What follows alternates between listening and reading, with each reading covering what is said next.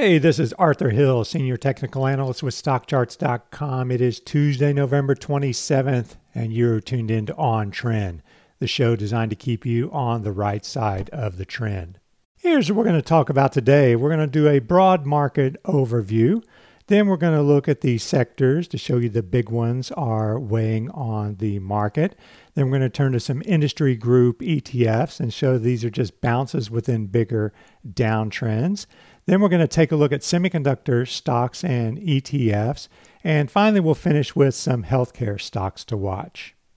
So we're going to start with an overview of the major indexes and see that the 50 days are closing in fast on the 200-day moving averages, and we'll also check on breadth. So I'm going to do a quick review of the breadth indicators that are featured in the weekly market review and outlook on the Arch Charts blog at Stock Charts, and that is behind the paywall. But these indicators turned net bearish in October there. You can see on October 10th when 3 of the 3 moved below minus 30%. And this first indicator is the 10-day EMA of 80%. And so it looks for a breadth thrust down or up. And you can see all 3 had bearish breadth thrust with moves below minus 30% in October. The S&P 500 indicator managed to get above plus 30% in early November, but this was not confirmed by mid caps and small caps. So the indicator remains bearish as a group. Now, when we look at the percentage of stocks above the 200-day EMA, we can see that indicator group turned bearish in October as well, October 10th. And this indicator is bullish when it moves above plus 60%, which 2 of the 3 did in March 2016.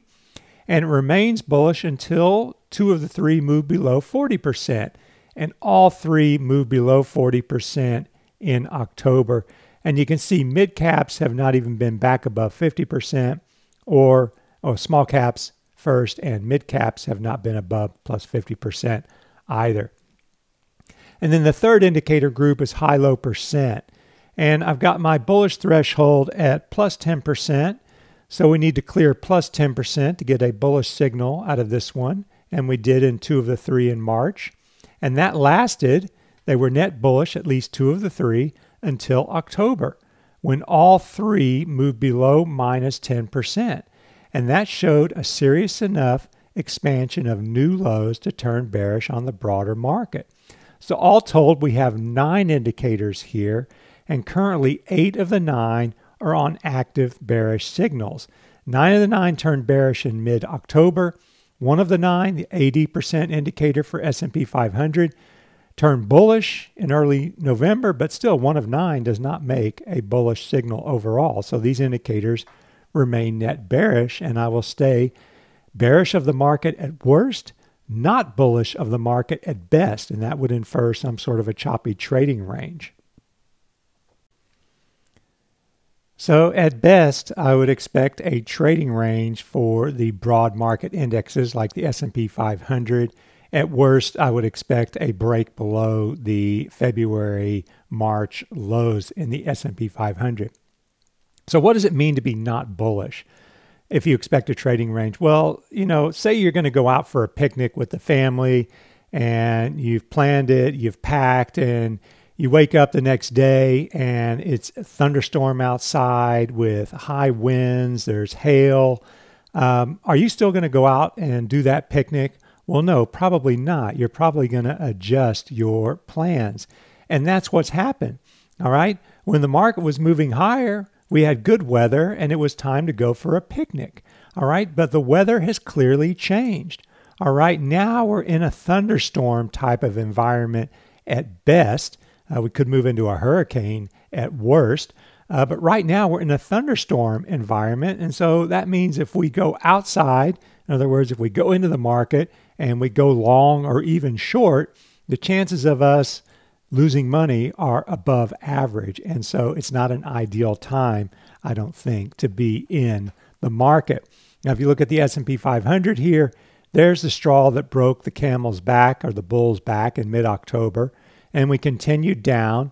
And now we've bounced and we've come down. But Here's that 50-day coming close to the 200-day. We're below the 200-day. In fact, we've been mostly below the 200-day since the middle of October. You can see here most of that price action is below the 200-day. And you can see volatility is heating up. From February to April, we had 8 swings of 4% or more. Well, now we've got 4 swings of 4% or more. Now, I don't think we're going to have 4 more. Well, I don't know how many we're going to have, but we could have 4 more. Wouldn't that be fun? Not.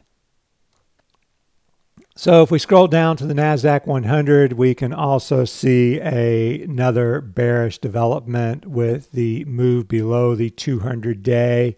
All right, you can see we held above the 200-day in February, March, and April, and then we broke below it now. So this is clearly a different decline than we had in February. The 50-day is closing in on the 200-day here. So the bulk of the evidence here remains bearish. We look at mid caps. All right, we have a death cross there with the 50-day moving below the 200-day. It was the first one to do it there. You can see it. All right, and it's been below the 200-day the entire time since the break. So we didn't even get a reprieve, and this is a 52-week low. And then when we look at small caps, we can see something similar in that we broke below the 200-day there with that very sharp decline. And you can see we've been below it since the break. And the 50-day has moved below the 200-day. So basically, we have death crosses in the mid-cap and the small-cap index, and we're getting close for the S&P 500, and all 4 are below the 200-day moving average. That does not sound like a positive environment right now. Now we're going to break down the market and look at the 11 sectors. The biggies are continuing to weigh. The defensive sectors are holding up.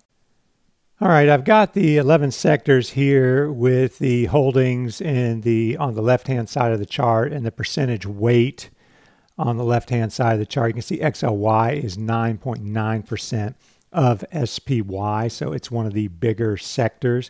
And you can see it is below its 200-day moving average there. Now, the 50-day is still above the 200-day, and I'm using EMAs for the sectors. I just prefer EMAs for the sectors. But we can see, we got this gap and this bounce, and this gap was just after the election, and it didn't hold. And we broke down, and that led to a lower low. And so we've got something what I call a benchmark low. So this October low is basically a benchmark low. And sectors, ETF stocks that held above this low are holding up better than the others. Ones that broke below it and made a lower low, like XLY, are not holding up. All right, so XLY, even though it closed above that low, the intraday low was below it. So it made a lower low, and it is showing relative and absolute weakness. Now, could it bounce back to this 107, 108 area? Sure, but would it be in an uptrend? No. All right, other thing to point out here on this chart is September 24th, because that is when the new sector alignment began with the 11 sectors as they are today. That means XLC, Communication Services, was extracted from stocks in XLY and XLK. So speaking of XLC, which I'm going to go next, it's another one weighing on the market, and it accounts for 9.65% of the S&P 500. So you can see 20% of the S&P 500 right now is not performing well. Now, I've only got the 50-day EMA here because this one officially started trading on June 19th. All right, and there's the new sector alignment date right there on the 24th. But it's been trending down since the latter part of July, and I would assume the 50 days below the 200-day. I'm not going to use that historical data because it's not based on actual trades. It's just a personal preference here. But clearly a downtrend, a move below the October low, a lower low. So it's one of the lagging sectors right now. So it's not a place we want to be active or even looking. That's Google, that's Facebook, all right, Netflix. They're the ones driving this. Some are holding up like Verizon and Comcast. But others are not. Then we look at technology, all right? About 20% of the S&P 500. So we got 40% roughly of the S&P 500 is not looking good because the technology ETF has a lower low from late October to late November. So it is leading lower. It is not outperforming or helping the market. Sure, the 50 days above the 200-day, but prices have been mostly below the 200-day since that October break. So you'd have to say the cup is half empty for technology. All right, then we move to some sectors that held up in November, but they're still weak overall. And this is kind of a theme that I've been seeing in the market recently. So finance was one of the weakest sectors in October because it hit a 52-week low. But you got this island reversal with the gap down and the gap up, and you got a really nice advance. And then you came back, and we're actually holding that gap zone. And we have like a 4-candlestick reversal there where you have a black candlestick, a gap down and a star, and then a gap up and a white candlestick. So that's a short-term bullish pattern there. But what's wrong? Well, what's wrong is the 50 days below the 200-day, prices below the 200-day. You had a 52-week low recently, and the long-term trend is down. All right, so the fact that the bulk of the evidence is long-term bearish or downtrend leads me to I don't want to look at bullish setups basically. But if the market is going to rally and get a bounce, then I would expect finance to lead because it held up relatively well.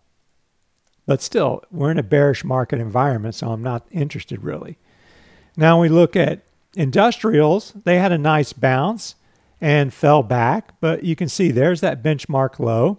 I didn't come close to that low, whereas the first three I showed you broke below it. So XLI is holding up better than those three, and there's that gap from October 31st. So it's holding that gap. You need to get a breakout at 71 to get some sort of a counter trend bounce. Maybe you move up to the mid-70s then. But keep in mind, I'm calling it a counter trend bounce because the longer term trend is down. That is a 52-week low there.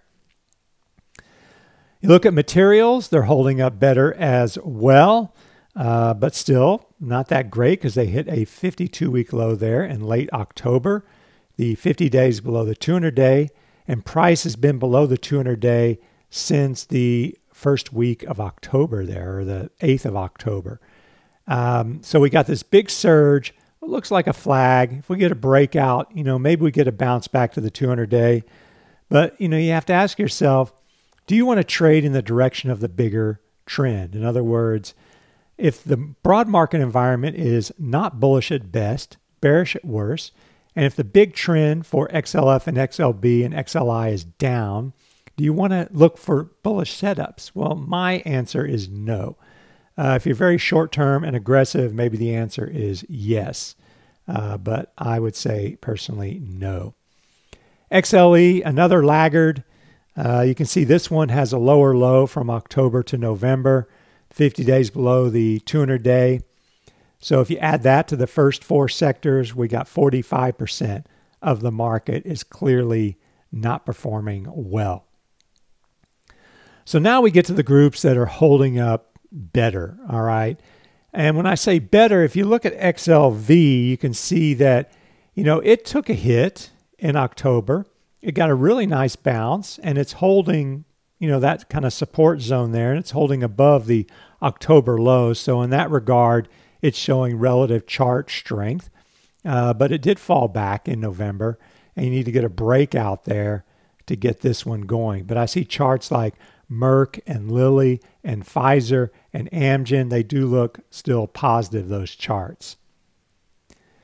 Now, the real leaders are staples, utilities, and REITs recently. They're the only three that are holding up the best. It's not a 52-week high, but it's a new high for 2018 there. And you can see this kind of resistance zone turning support and a throwback there. So maybe XLP is getting ready to bounce. But again, we're in a bear market environment, so you got to be extra careful overall. Utilities, another defensive sector, really struggling. I mean, not making that much headway. You can see there's the high from August. Well, it's just below that high. So it's pretty much gone nowhere since August. Now, the trajectory overall is up, all right, but I think the only thing you're getting here is dividends. And then the last one would be REITs. And there we can see REITs. Now, even though they're outperforming recently, you can see that the REIT ETF is below this high here. This is XLRE. But look how it performed. Didn't even pull back there in November and is holding above the 50-day and above the 200-day. So we're seeing some pretty big bounces, but if you look at the bigger trends, they are still down for some of these industry group ETFs that I'm going to show. So here is housing, ITB, and it is a very domestically oriented industry group, so it's kind of a litmus test for the U.S. economy. Also got some interest rate issues going on here because the 10-year Treasury yield has been rising all year. So you can see correlation is not necessarily causation, but that rise in the 10-year could be affecting home builders here. So we got a 52-week low in October, and we're testing that low. And even though we didn't move below it, you know, I'm not interested in picking bottoms, to be perfectly honest with you. I'm not going to go look at some relative strength over a week or two and call it a bottom here. You know, I need to see more to get an actual trend reversal here, because you see a 52-week low on the chart, you need to just move on and look at another chart. Now, we just had Black Friday, and you look at the numbers, and they were actually fantastic. If you look at the sales numbers, year-over-year comparisons. But look at the retail SPDR. Okay, sure, it's bounced over the last 3 days, but look what happened before, all right? It broke below that October low. It had a lower low, and it's broken out of this channel, and it's got a lower high here. So, you know, retail, I just don't see it right now as far as retail being a leader. It did not hold up very well in November, and it's got that lower low. So it is not a leader in my book. Then we look at the broker dealers. All right, they held up pretty good here in November. You can see, like XLF, you had that island reversal there, but this is a new low for 2018. And you surged and you came back to the gap zone, and that gap zone is holding. You're getting support there, and you got a little gap up yesterday. So we get a breakout at 62. All right, that's short-term bullish, and that could give way to a move to the mid-60s. But what's the bigger problem on this chart? Well, you're in a long-term downtrend. All right, you've got lower highs here in May, June, lower highs in July and August, lower lows. So, you know, this is not the kind of bounce I would be looking to play unless you're very aggressive and very short-term and you think we're going to get a rally soon here. But it's a longer-term downtrend, and that just tells me right there to stay away. Now, one group that is holding up fairly well is mortgage REITs. All right, you look at this chart here, you can see that was a 52-week high. You firmed around that 38% retracement and got a little breakout. And then we had a pretty shallow pullback, and it looks like we're bouncing again. So mortgage REIT's one of the stronger groups. We look at regional banks. This is another one that, you know, got this October surge and is holding up well in November because it's above this October low. But this October low was a 52-week low. All right, so you know, you've got a headwind, all right? You're trying to move up, and there's a headwind that's a bigger downtrend you're going against. And so that's why I kind of just stay away from these. Here is the biotech iShares IBB, and I've seen, you know, reports talking about support, you know, 1, 2, 3, 4, 5, 6 times it's bounced off this 101, 102 level. Okay, well, maybe there is support here, but is this chart on trend? Is there an uptrend on this chart? Well, I think you can answer that question yourself. If you are trading near the 2018 lows, then you're probably not in an uptrend, all right? And you had this big breakdown here So that tells me that we are not in an uptrend, so I'm not interested in the support test. And if we look at the broader biotech SPDR, which is more equally weighted, if you see the holdings over there, they're more equally weighted. You look at the IBB, and it is heavily weighted towards the large cap biotech stocks. But look at that, we have a lower low. All right, so that's clearly a downtrend. That's a 52-week low. So that tells you that biotechs are just not the place to be right now. Now, two groups that are holding up better would be healthcare providers. And the reason they're holding up better is you can see the higher low from late October to November. And we're kind of in a consolidation after a 52-week high with this triangle here. And we're turning up off triangle support. So this one shows more promise than the others. Medical devices, yeah, it's not as strong because, it came down pretty hard with the market. So it's clearly not immune. Got a nice strong bounce and then came all the way back to that low, held just above it. So it's holding up better than the broader market. And if you get a breakout there at 212.5, call it 213, that's going to be bullish for medical devices. If you're interested in those stocks, you can go to the iShares website and see the holdings, and there are the top 10 holdings there. Now we're going to focus on the semiconductor ETFs and a few semiconductor stocks.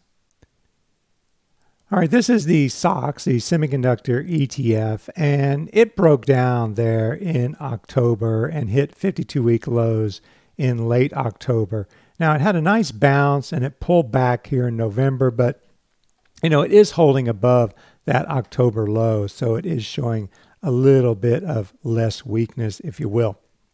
So if you get a surge, we could get a move back towards this breakout zone. But, the main thing here on this chart is the long-term trend is down. We look at XSD, which is more weighted towards the smaller semiconductors. There you can see it's kind of equally weighted there. It's just one big trading range. All right, there's 71, about the midpoint of the range in 2018, and you went from a 52-week high in late August, early September to a 52-week low in late October. So we got this bounce, kind of a pullback. If we get a breakout, maybe we move to the middle of this range again. But, this is a very choppy and volatile ETF, so you got to be very careful if you're considering to trade it. Now, if we look at some of the stocks within the semiconductor ETF, we can see Avago, or Broadcom, as it's also known. It's in a long-term downtrend, but it's trying to get above that 200-day, and it's holding up better since summer. You got a higher low from July to August and to October, and it held up well in November. So if I had to draw some lines, you could maybe see a bit of a triangle here. And if we get a breakout there, maybe Avago's going to challenge resistance further up. Cree is holding up relatively well. All right, you can see that it broke down as well with that sharp decline in October. But look at the bounce it's had.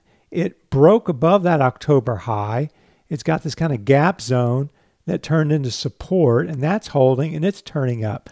So Cree is one of the stronger semiconductor stocks right now. I would put Cirrus Logic as one of the weaker ones and think that it's going to go lower. I mean, it's been trending down almost all year. You had this, counter trend advance and then another breakdown, and we've kind of turned choppy here. And even though we're above that October low, I think that this gap is negative. And so I would put that as bearish. If it goes above 40, I would reevaluate that bearish stance. Now, Intel is interesting just for the fact that it's holding up so well in November. But, the trend is down. It did get that surge above the 200-day, and now it's kind of battling that zone. So, you give it the benefit of the doubt as long as it holds above these November lows, because it's kind of consolidating. Basically, what you have here is you have a big surge and this kind of consolidation after the surge. So if we get a breakout there, that argues for more strength. Then we get into the weaker components, all right? Microchip technology.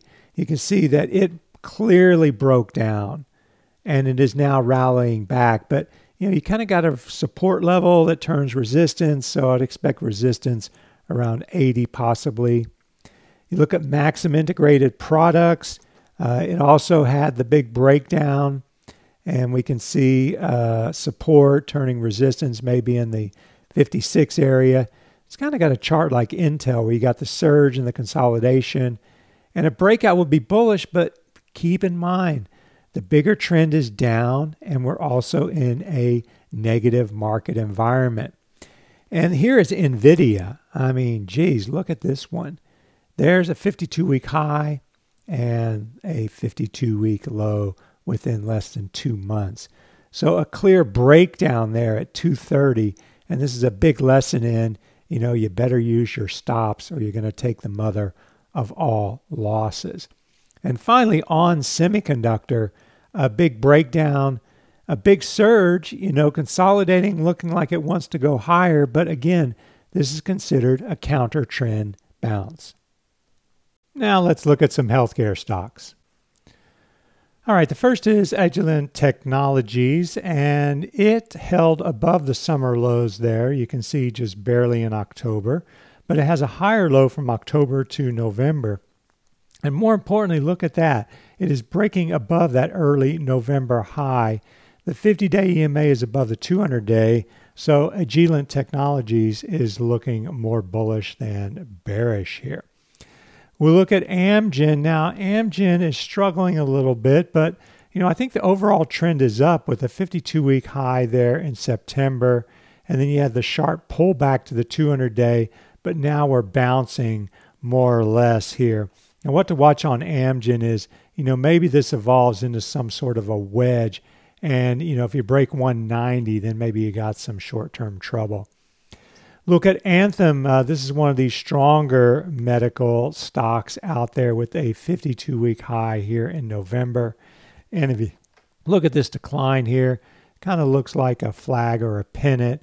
It's basically a surge, the flag pennant, and a breakout there would be bullish. Then we look at Cigna, which is part of the healthcare providers group. Got a nice breakout and then consolidated and broke out again and kind of pulled back and broke out. So it's just zigzagging higher and looks like it might be ready for another zig higher. If we look at Express Scripts, this one is holding strong, a little pullback there, but it looks like it's turning back up. Edwards Life Sciences. Now this one is a little bit more volatile, but look at all this support here in that 140 area and maybe up to 150. So a lot of support. You had the new high, and then we got a little breakout there in November, consolidating with what could be some sort of a pennant type pattern, and a breakout there would be bullish for Edwards. Eli Lilly, one of the stronger of the big pharmaceutical stocks, a kind of a wedge flag pullback there and a breakout that is still holding. Medtronic is in the medical devices group, and you can see a pretty sharp pullback, but we're holding above that October low here in November, trying to firm. So watch for a surge off support there.